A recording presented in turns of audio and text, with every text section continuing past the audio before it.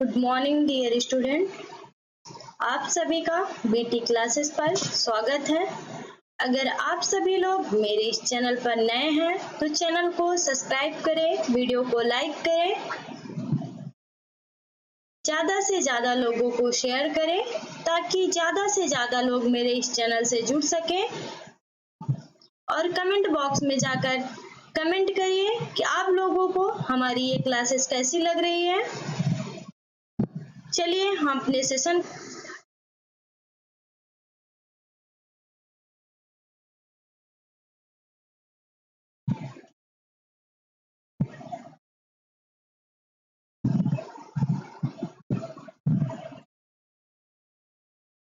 आज का जो हमारा सेशन है वह उत्तराखंड पीसीएल से 2019 में पूछे गए प्रीवियस ईयर के क्वेश्चन पेपर को हम सॉल्व करवाएंगे।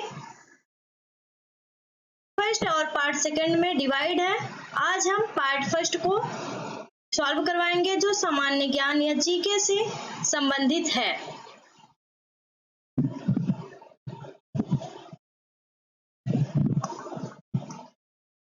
चलिए हम अपने पहले क्वेश्चन को देखते हैं कि हमारा पहला क्वेश्चन क्या कहता है।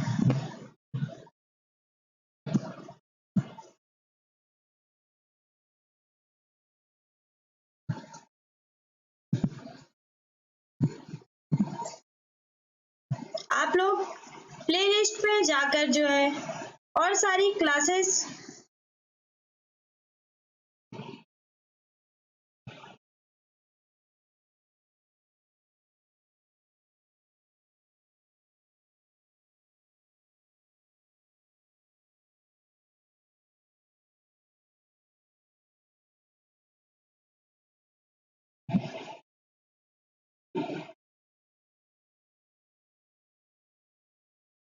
चलिए हम अपने सेशन को कंटिन्यू करते हैं और देखते हैं आज का हमारा पहला क्वेश्चन क्या कहता है।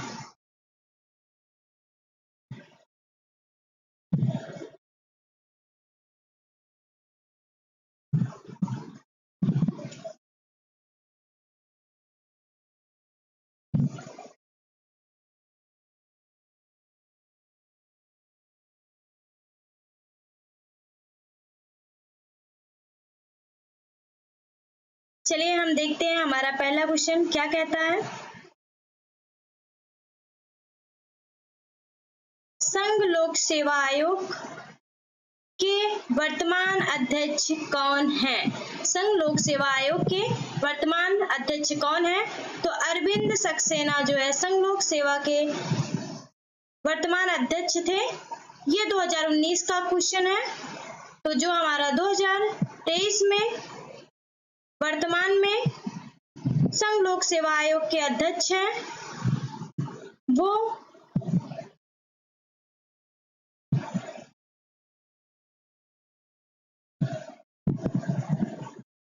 डॉक्टर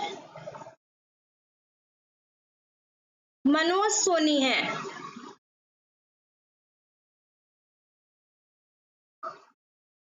जो 5 अप्रैल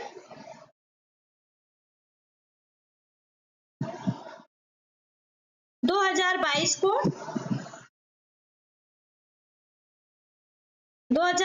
को बने। तो वर्तमान में ऑप्शन के अकॉर्डिंग अरविंद सक्सेना उस टाइम के संघ लोक सेवा आयोग के वर्तमान अध्यक्ष थे। तो हमारा ऑप्शन ए जो है वह राइट हो जाएगा। हमारा अगला क्वेश्चन क्वेश्चन नंबर 2 और देखते हैं हमारा अगला क्वेश्चन क्वेश्चन नंबर 2 क्या कहता है। निम्नलिखित में से कौन सा मामला अंतरराष्ट्रीय अस्थायी न्यायालय के द्वारा निर्णीत किया गया है? निम्नलिखित में से कौन सा मामला अंतरराष्ट्रीय अस्थायी न्यायालय द्वारा निर्णीत किया गया है? तो जो हमारा एस लोटस का मामला था वह जो है अंतरराष्ट्रीय अस्थायी न्यायालय द्वारा जो है निर्णीत किया गया था। तो जो हमारा ऑप्शन सी है वह राइट हो जाएगा। हमारा अगला question question number 3 ex aequo et bono सूक्ति का संबंध है। एक्स एक्वा एट बोनो सूक्ति का संबंध है, जो उसका संबंध है अंतरराष्ट्रीय विधि के स्रोत से है। अंतरराष्ट्रीय विधि के स्रोत से है, तो जो हमारा ऑप्शन ए है वह राइट हो जाएगा। हमारा अगला क्वेश्चन नंबर 4, विश्व स्वास्थ्य संगठन की स्थापना कब की गई? विश्व स्वास्थ्य संगठन की स्थापना कब की गई? तो जो इसकी स्थापना की गई वह 1946 में की गई थी, तो हमारा ऑप्शन डी राइट हो जाएगा। हमारा अगला question number 5, theory of justice पुस्तक के लेखक कौन है? थ्योरी ऑफ जस्टिस पुस्तक के लेखक कौन है? तो जो स्टेमलर थे वो थ्योरी ऑफ जस्टिस के लेखक थे, तो हमारा ऑप्शन बी राइट हो जाएगा।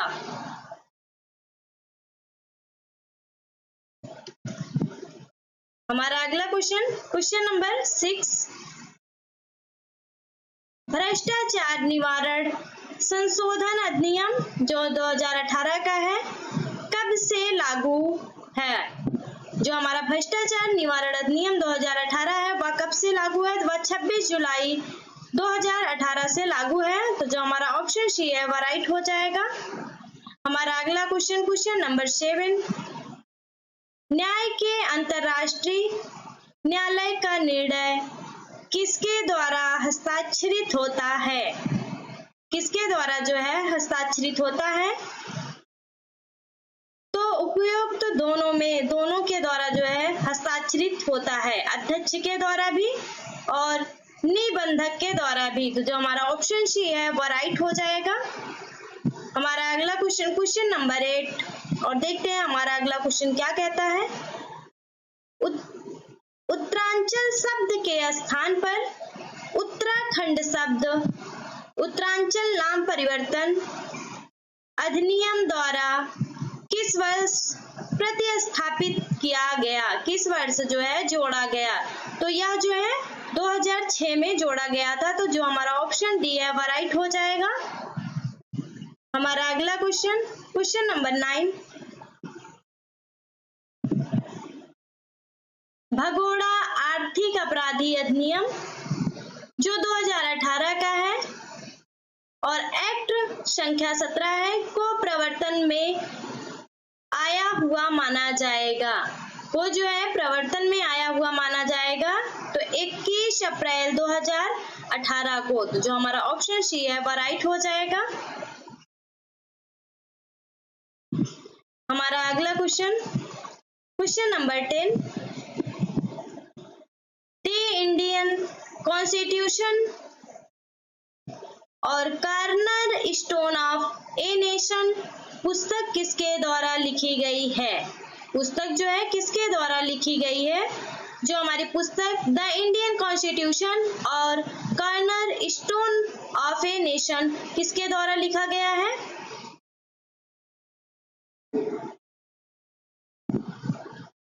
तो यह आइंस्टीन के द्वारा लिखा गया है, ग्रेनविन आइंस्टीन के द्वारा लिखा गया है, तो जो हमारा ऑप्शन बी है वह राइट हो जाएगा।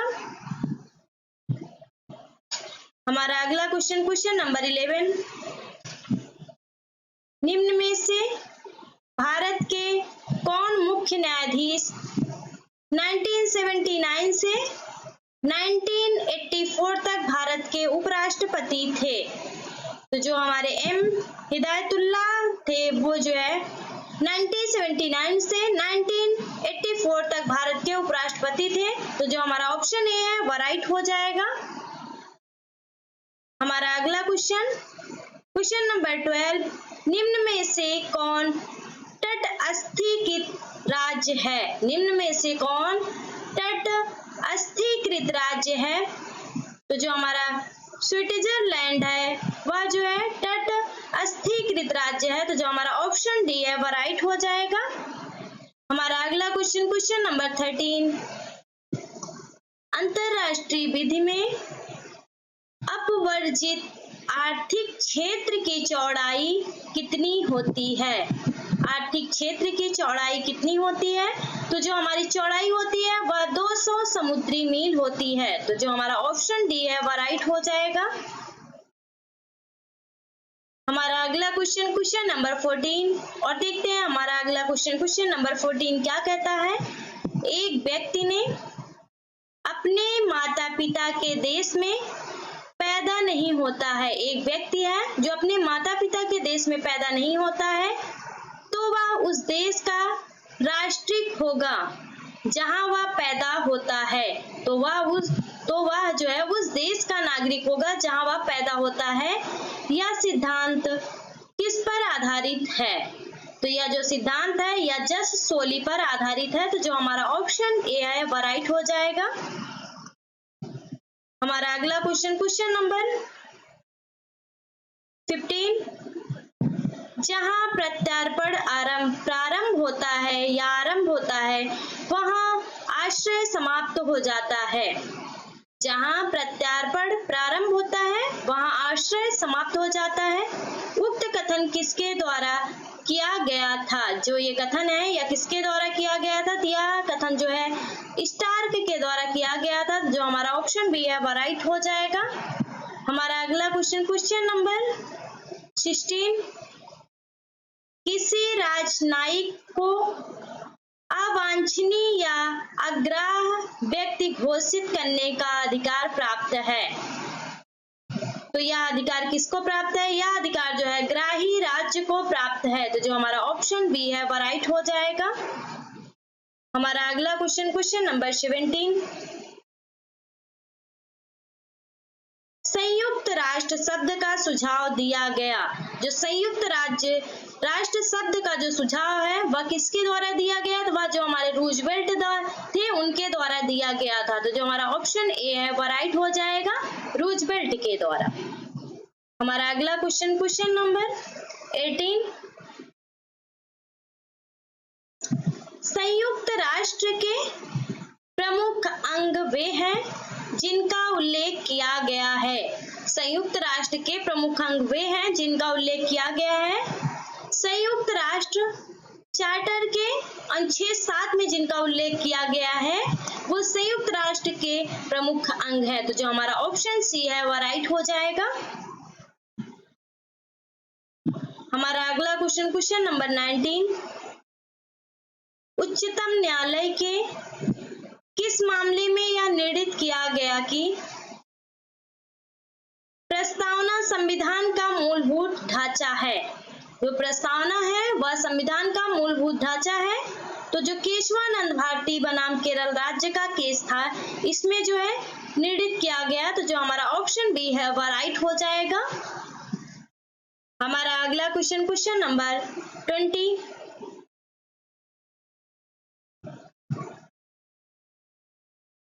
निम्न में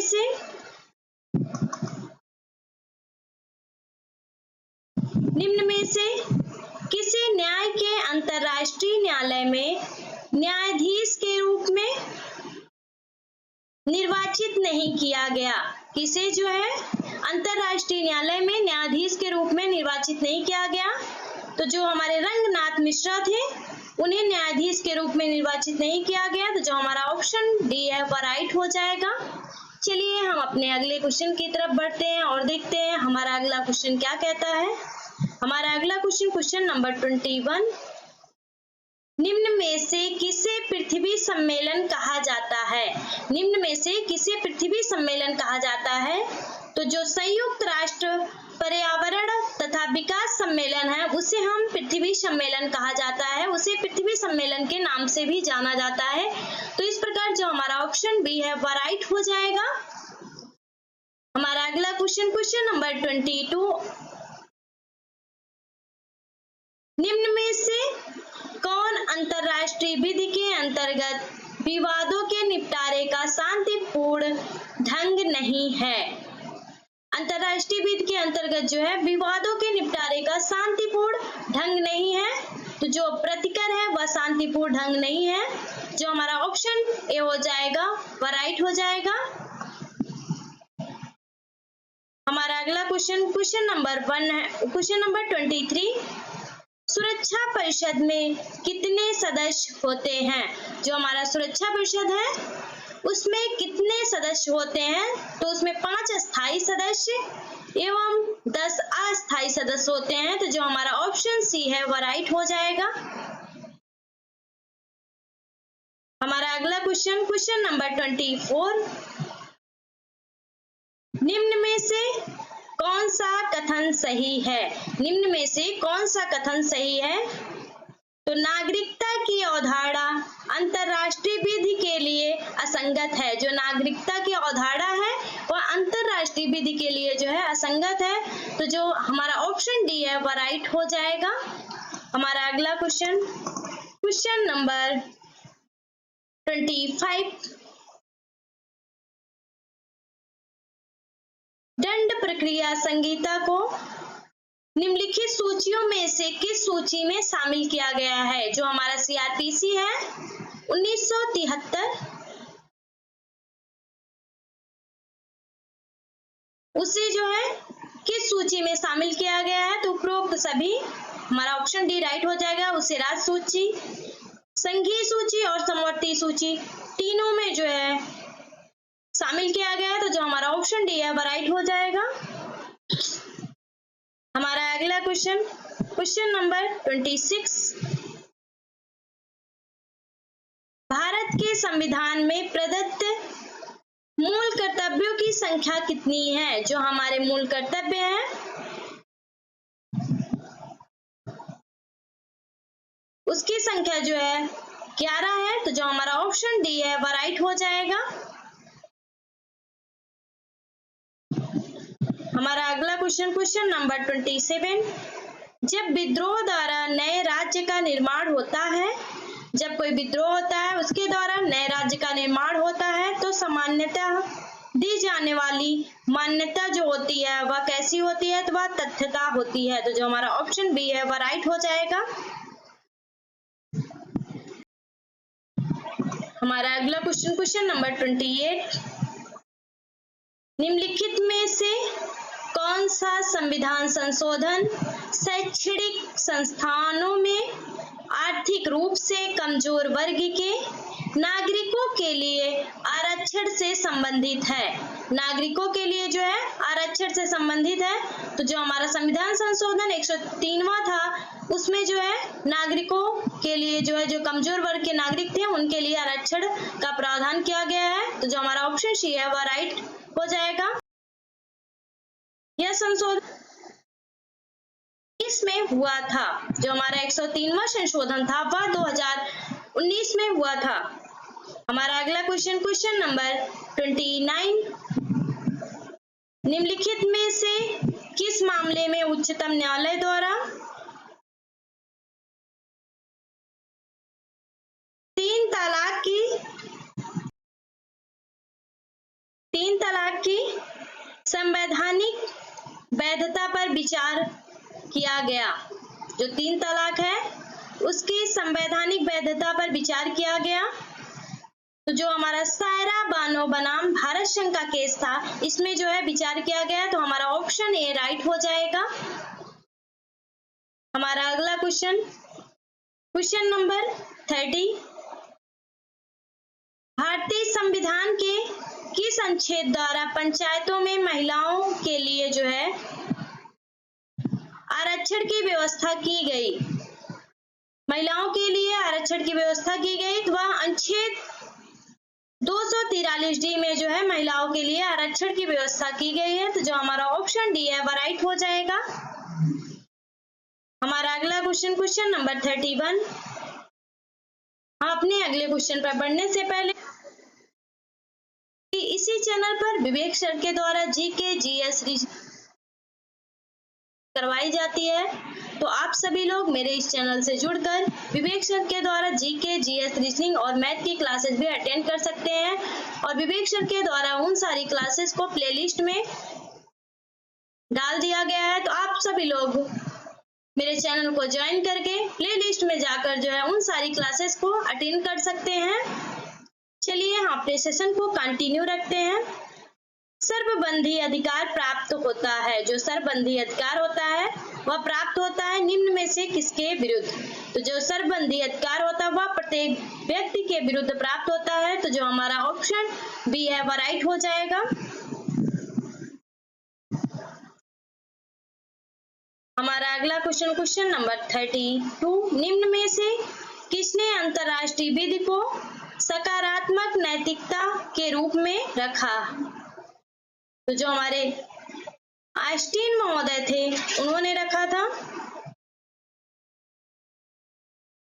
तो हमारा ऑप्शन बी राइट हो जाएगा। हमारा अगला क्वेश्चन नंबर 33, भारतीय पेटेंट अधिनियम जो 1970 का है के अनुसार भारत में पेटेंट योग्यता के क्या मापदंड है? जो पेटेंट योग्यता है उसके क्या मापदंड है?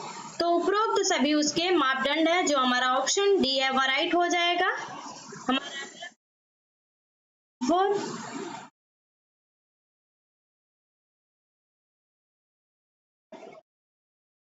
निम्न में से कौन सार्क का सदस्य नहीं है? निम्न में से कौन सार्क का सदस्य नहीं है? तो जो हमारा ऑप्शन ए है वह राइट हो जाएगा। जो सिंगापुर है वह सार्क का सदस्य नहीं है। हमारा अगला क्वेश्चन नंबर 35, भारतीय संविधान में कुल कितने अनुच्छेद हैं? 395 अनुच्छेद हैं। तो हमारा ऑप्शन सी हो जाएगा राइट। प्रेजेंट टाइम में 470 हो गए हैं, जो कि अभी ऐड नहीं किया गया है, लेकिन 470 हो गए हैं। हमारा नेक्स्ट क्वेश्चन नंबर 36, भारतीय संविधान का अनुच्छेद 17 किससे संबंधित है? जो भारतीय संविधान का अनुच्छेद 17 है वह किससे संबंधित है? तो वह अस्पृश्यता निवारण से संबंधित है। तो जो हमारा ऑप्शन सी है वह राइट हो जाएगा। हमारा अगला क्वेश्चन नंबर 37, भारतवर्ष के किस राज्य द्वारा प्रत्येक घर को वर्षा के पानी को संचय करने के लिए अनिवार्य बना दिया गया? जो वर्षा का पानी होता है उसको संचय करने के लिए अनिवार्य बना दिया गया। तो तमिलनाडु के द्वारा जो है उसे अनिवार्य बना दिया गया। तो जो हमारा ऑप्शन डी है वह राइट हो जाएगा। हमारा अगला क्वेश्चन नंबर 38, भारतीय संविधान की 6ठी अनुसूची किस राज्य के जनजाति क्षेत्रों के प्रशासन के बारे में उपबंध नहीं करती है? तो जो हमारा मणिपुर है उसके बारे में उपबंध नहीं करती है। तो हमारा ऑप्शन बी राइट हो जाएगा, मणिपुर। हमारा अगला क्वेश्चन नंबर 39, भारत का 25वां उच्च न्यायालय कौन सा है? जो भारत का 25वां उच्च न्यायालय है वह कौन सा है? तो जो हमारा अमरावती उच्च न्यायालय है वह भारत का जो है 25वां उच्च न्यायालय है। तो जो हमारा ऑप्शन डी है वह राइट हो जाएगा। हमारा अगला क्वेश्चन नंबर 40, विधि द्वारा स्थापित प्रक्रिया शब्दावली किस देश के संविधान से ली गई है? तो हमारा ये जापान से लिया गया है। तो जो हमारा ऑप्शन बी है वह राइट हो जाएगा। हमारा अगला क्वेश्चन नंबर 41, भारतीय संविधान के किस अनुच्छेद में आपातकाल की उद्घोषणा परिभाषित की गई है? भारतीय संविधान के किस अनुच्छेद में आपातकाल की घोषणा परिभाषित की गई है? यह राइट हो जाएगा। अनुच्छेद 366 के 18 में जो है आपातकाल की उद्घोषणा परिभाषित की गई है। हमारा ऑप्शन सी राइट हो जाएगा। हमारा अगला क्वेश्चन नंबर 42, संघ लोक सेवा आयोग के सदस्यों का कार्यकाल कितने वर्ष का होता है? जो संघ लोक सेवा आयोग के सदस्य होते हैं उनका कार्यकाल कितने वर्ष का होता है? तो उनका कार्यकाल जो होता है वह 6 वर्ष का होता है। तो जो हमारा ऑप्शन डी है वह राइट हो जाएगा। हमारा अगला क्वेश्चन नंबर 43, न्यूरेमबर्ग विचारण और टोक्यो विचारण, पिलियस विचारण तथा इचमैन विचारण से किससे संबंधित है? जो हमारा न्यूरेमबर्ग विचारण और टोक्यो विचारण, पिलियस विचारण तथा इचमैन विचारण जो है किससे संबंधित है? तो यह हमारा युद्ध अपराध से संबंधित है। तो जो हमारा ऑप्शन बी है वह राइट हो जाएगा।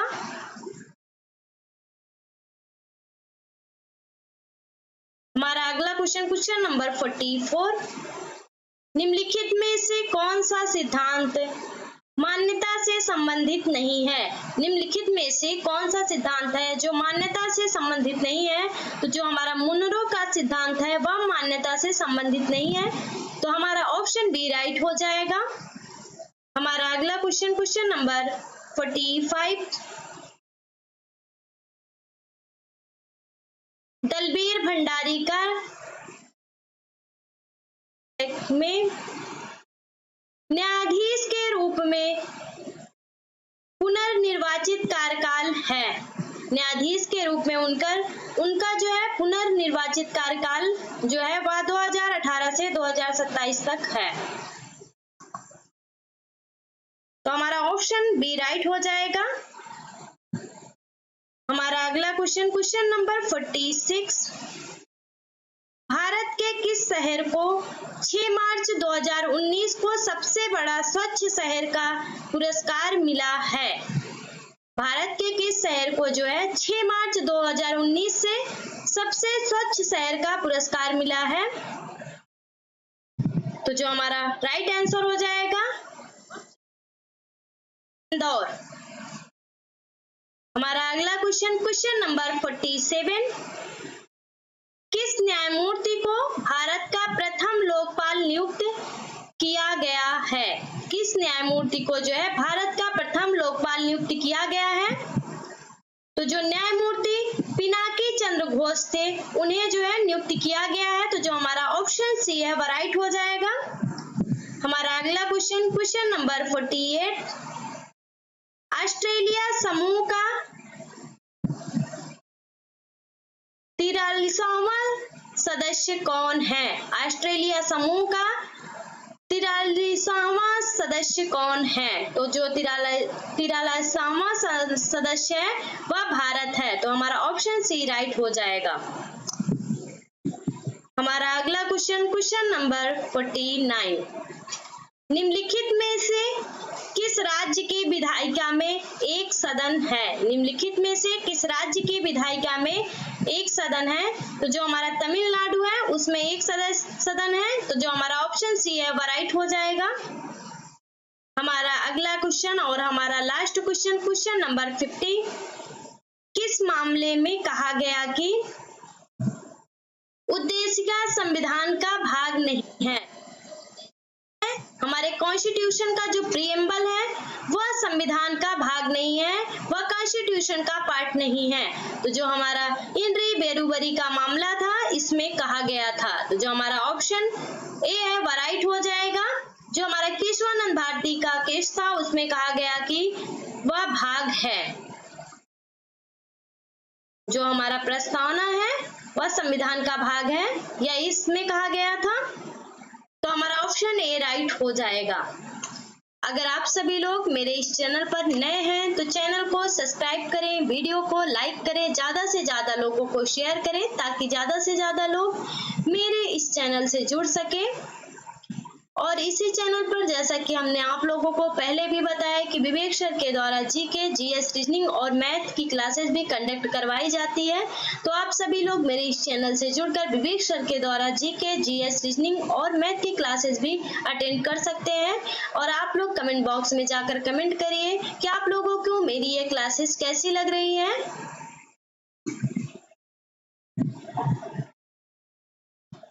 और अपने सगे संबंधियों को भी इस चैनल के बारे में जानकारी दीजिए ताकि वो लोग भी मेरे इस चैनल से जुड़ सके।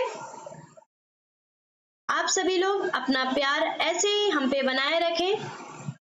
आप सभी को बहुत बहुत धन्यवाद। आज का सेशन हमारा यहीं समाप्त होता है। हम नेक्स्ट क्लास में अपने आगे के पार्ट को देखेंगे।